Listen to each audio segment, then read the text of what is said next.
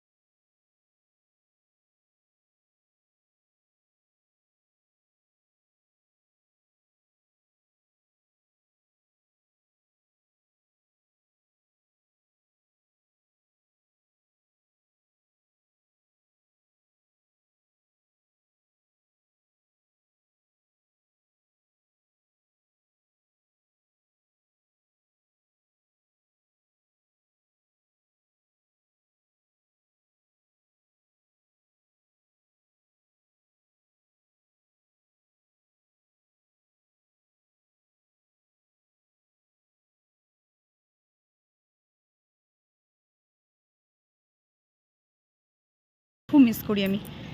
এই সময় আমরাও এরকম আড্ডা দিতে আসতাম। কি সুন্দর ঘাটটা দেখো। এখানেও একটা শিব বাবা আছে, ভোলে বাবা বসে আছে এই যে। আর এই যে ভোলে বাবার পাশে সব চেলা চামুন্ডরা। এই যে পুরো গ্যাং গ্যাং করে বসে আছে, কোথাও ছেলে কোথাও মেয়ের জটলা। আর এই জায়গাটা খুব সুন্দর লাগছে। তোমরা তো দেখোনি, আমি অনেকবার দেখেছি। যাই হোক, অনেকটা হাঁটতে হাঁটতে চলে এসেছি গঙ্গার ধার থেকে এই সাইডে। এবার যেখানে যাচ্ছি সেই জায়গাটা দেখলে তোমরা যারা বহরমপুরের বাইরে থাকো তারা অনেকেই চমকে যাবে। তো সেখানে নিয়ে যাচ্ছি তোমাদেরকে একটু দেখাতে। হাঁটতে হাঁটতে গল্প করতে করতে কতটা চলে এসেছি বোঝাই যাচ্ছে না যে এতটা হেঁটে চলে আসলাম। তো যাই হোক, চলো দেখাই। আগে লোকে বন্ধুর সাথে হাঁটতে হাঁটতে সময় কাটাতো, এখন ফোনটাই হচ্ছে বন্ধু। ফোনের সাথে কথা বলতে বলতে মানে তোমাদের সাথে কথা বলতে বলতে চলে আসছি।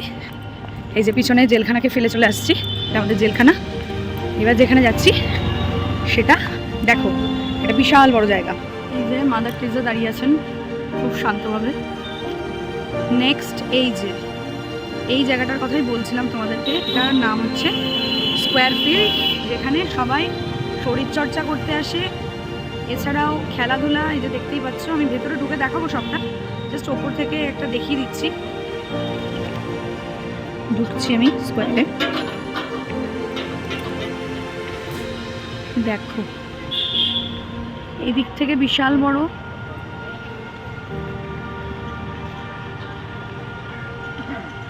এখন অনেক মডিফাই করেছে এখানে। এই পাশে দেখো সার্কিট হাউস,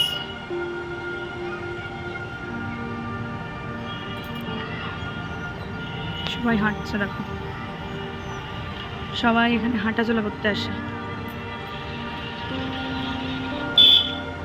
দেখো ও হাঁটতে এসছে। বিশাল বড় ফিল্ড, বিশাল বিশাল বড় একটা জায়গা।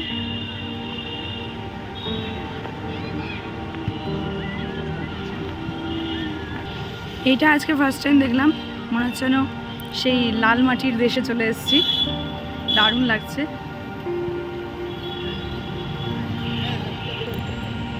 এবার আরও একটা জিনিস দেখাতে যাচ্ছি তোমাদেরকে, সারপ্রাইজ। দেখো কি সুন্দর ট্রেন দিচ্ছে।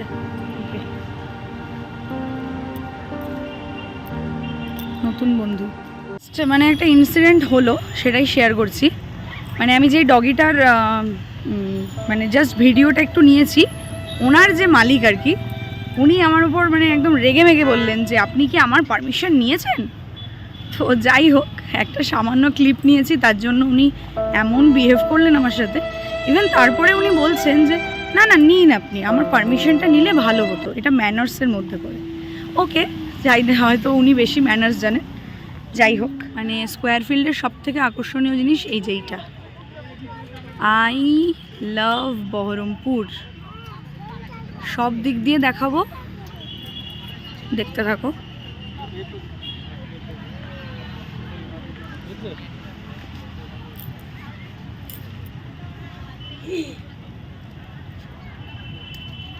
পুরোটা একটু নেওয়ার চেষ্টা করছি, দেখি যতটা ধরা যায় ক্যামেরাতে।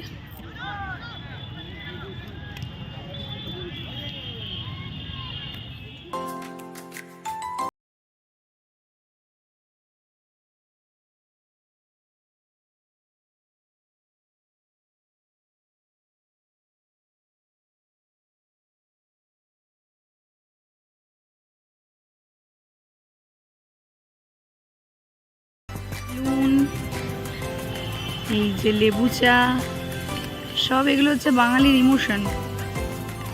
এই যে ঝালমুড়ি ও আলু কাবলি চটপটি।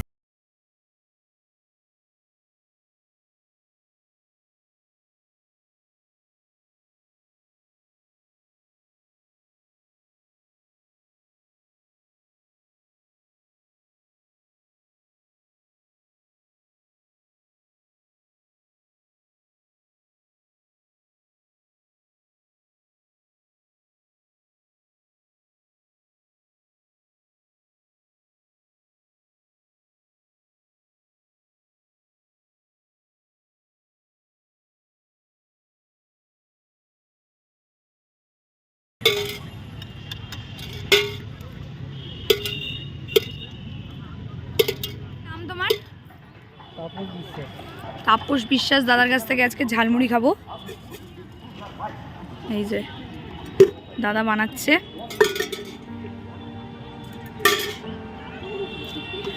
এখানেই দাদা বসে। দাদা রোজই বসো তো? আচ্ছা, স্কোয়ার ফিল্ডের সামনেই দাদা বসে। এই যে দাদার ছোট্ট দোকান।